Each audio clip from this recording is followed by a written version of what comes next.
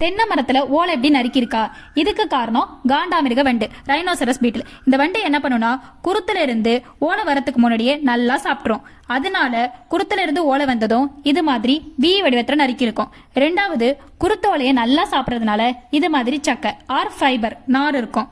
முதல்ல வி வடிவத்தில் நறுக்கியிருக்கோம், ரெண்டாவது ஃபைபர் இருக்கும். இது ரெண்டும் காண்டாமிருகவனோட தாக்குதல்னால வருது. இதை எப்படி கட்டுப்படுத்தலாம்னா, முதல்ல காண்டாமிருகவனோட புழுக்கள் எங்க இருக்கும்னா எருக்குழிகள் மெனுர்பீட்ஸ்ல இருக்கும். இந்த புழுக்கள் வெள்ளை கலர்ல சி வடிவத்துல இருக்கும். இந்த புழுக்களை ஓவனா எடுத்து அழிக்கலாம், அது கொஞ்சம் கஷ்டம். அதனால கெமிக்கல் இல்லாம ஆர்கானிக்கா பார்த்தா பச்சை பூஞ்சை மெட்டாரைசியம் அனிசோஃபிலே இந்த பவுடரை தண்ணீரை கலந்து எருக்குழிகள்ல சின்ன குழி மாதிரி போட்டு தெளிக்கணும்.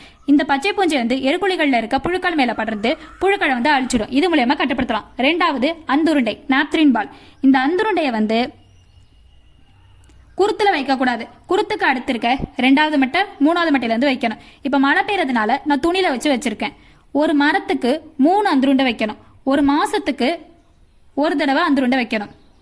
இந்த அந்துருண்டை ஸ்மெல்லுக்கு காண்டாமிருக வராது.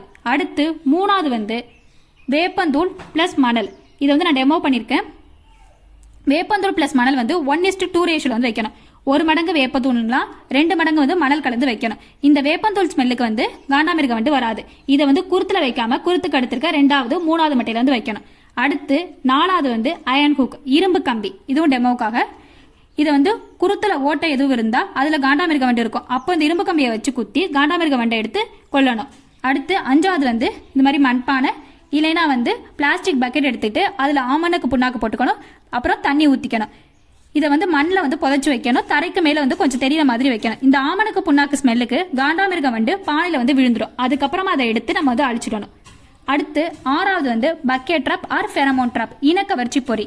இது எப்படி இருக்கும்னா, இது ஒரு வாளி மாதிரி இருக்கும். அந்த வாளியில மேல மூடி இருக்கும், சைட்ல ஓட்டை இருக்கும். அந்த மூடியில லூர் வைக்கிற மாதிரி இருக்கும். இந்த லூருக்கு தான் காண்டாமிருக ஈர்த்து வரும்.